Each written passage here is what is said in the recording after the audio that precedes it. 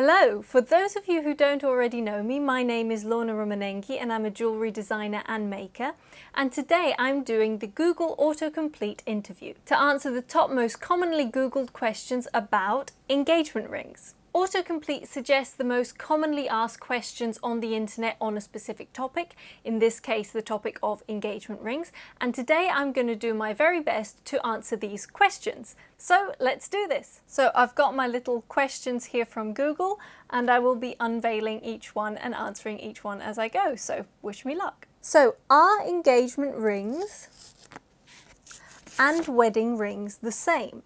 Well, no, they're not the same.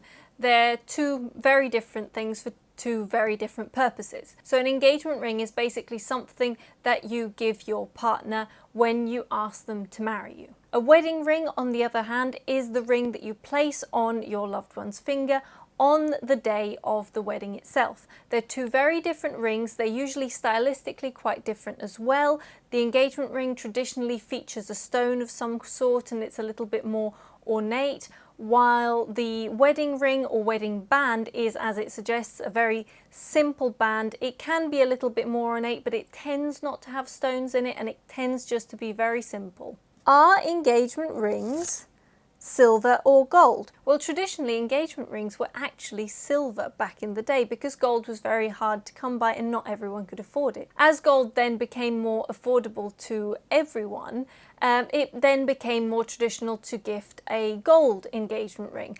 But basically there is no steadfast rule as to what metal an engagement ring should be in. I've made plenty of engagement rings in gold, in silver, in a mixture of both. Also, people seem to like to go for platinum as well these days. So there is no steadfast rule of what material it should be made of. It is up to you, up to your budget, up to your tastes, and up to what you want to actually gift as an engagement ring. But there is no rule telling you whether it should be silver or gold. Are engagement rings sexist? This is quite an odd question. I don't believe they are, because some may say, well, yes, it's sexist because the guy gives it to the girl and blah, blah, blah. But I don't believe that is the case, because an engagement ring is basically a ring that is a promise as you ask someone to marry you. I don't believe that it should just be the man asks the woman. I think it can equally be the woman asks the woman asks the woman, the man asks the man. There is no reason why this should be sexist. It is essentially just a gift of asking someone if they want to spend the rest of their life with you. And it is just a symbol of that moment, of that affection. And I don't believe that can be sexist, telling someone that you love them. But that's my personal take on this. I hope this has helped ask this question. I wasn't expecting such difficult questions from Google. Thank you, Google, for the challenge. Are engagement rings necessary? Well, yes. I think that engagement rings are necessary if you're going to obviously pop the question. However, as I mentioned in a previous video that I did on proposal do's and don'ts, I did actually point out that while it's always a good idea to have the engagement ring ready to go for when you pop the question, if your proposal is really spontaneous, I don't think it has to be already there. I don't think you already have to have the ring if you just feel that spontaneous urge and want to just do it. So I don't think it's necessary in the sense of when you pop the question, if it's really spontaneous, I don't think it's necessary for you to have it then, but I think it's necessary for you to get it made afterwards. Are engagement rings supposed to be tight? Okay, this is another odd question there. No, they're not supposed to be tight. No ring should ever feel tight or loose. It should be just the right size. And to do this, I mean, it's a little bit tricky when you are actually creating an engagement ring, if you want it to be a surprise of getting the size exactly right. But that's sometimes, if you get it kind of close to the margin, you can then get it resized depending on the ring that it is, depending on the stones that you have chosen, blah, blah, blah.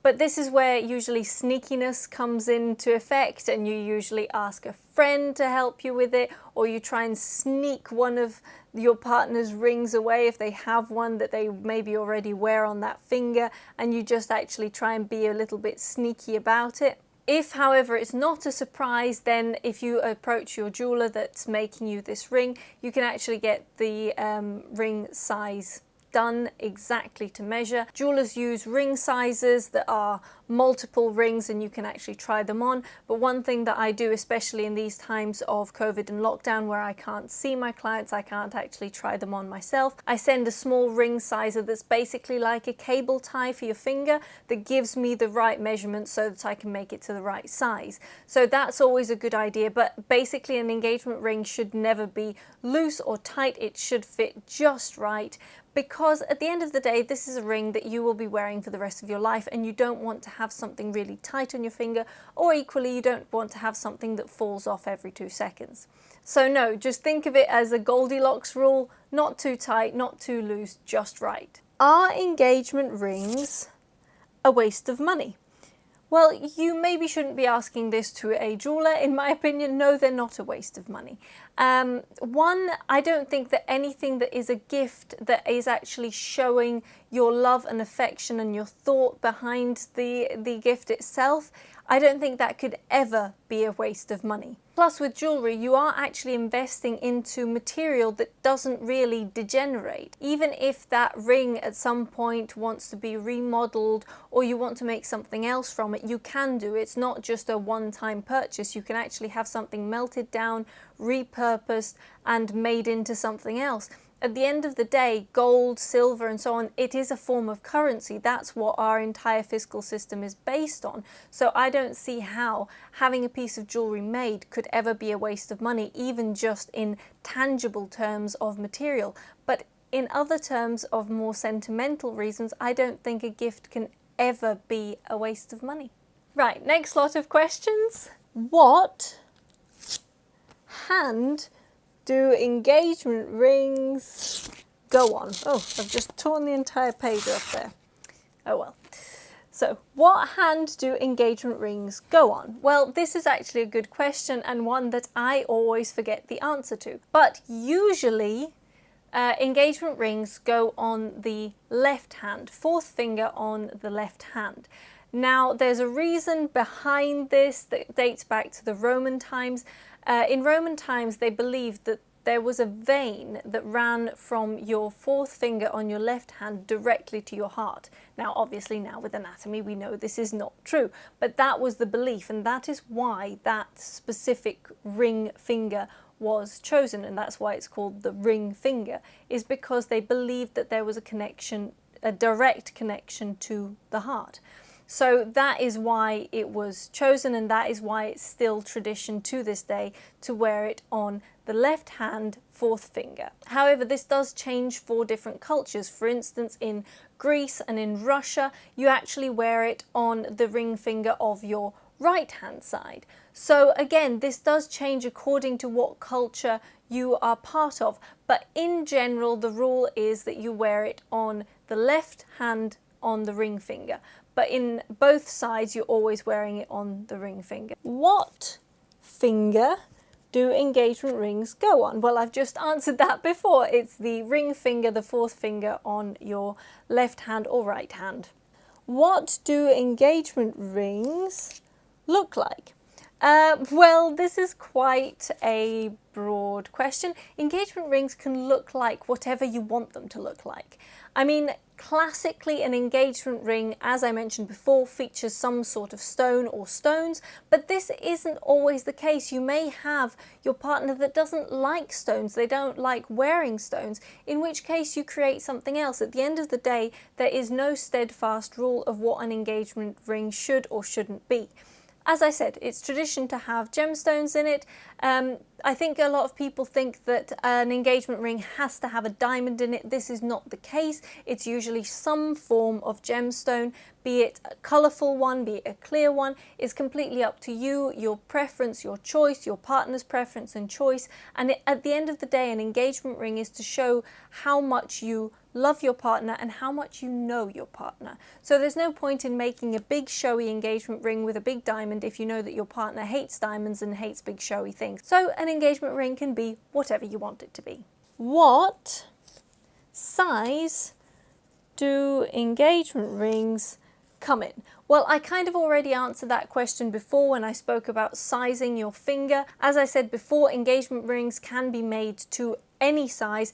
Every person has a different size. This is why I always recommend, also because obviously I am a jeweler, I'm a commissioning jeweler, I like to work to commission. I like to work on every single commission individually so that every person gets exactly what they want and the exact design that they want, the exact fit that they want, the exact stones that they want, and not just have a kind of off-the-rack selection. So I always advise, especially for an engagement ring, to actually commission a jeweler to make it for you so that you know that you're getting the right size, the right design, and you've actually put thought into the creation of the engagement ring itself.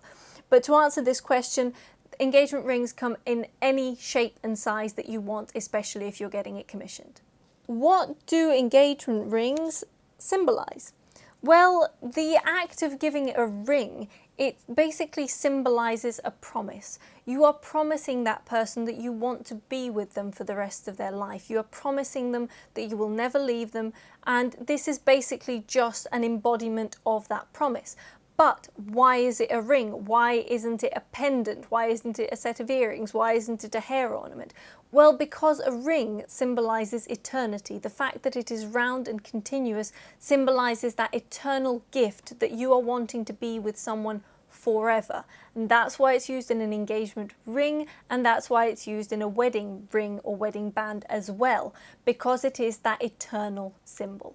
So as I've been editing this video, I've realized that it is much longer than I had anticipated. So I've now decided I'm going to split it into 2 parts. So join me next week for part 2 of this Google Autocomplete interview on engagement rings. To make sure you don't miss out on this release, then please subscribe to my YouTube channel and click the notifications button, which will keep you up to date to my weekly releases. Also, if you're thinking of getting engaged and would like to have a ring made, then please feel free to get in contact directly with me through my social media at Lorna Design or through my website lornaromanenghi.com, and I am here and happy to help. Thank you for joining me today, and see you next week for part 2.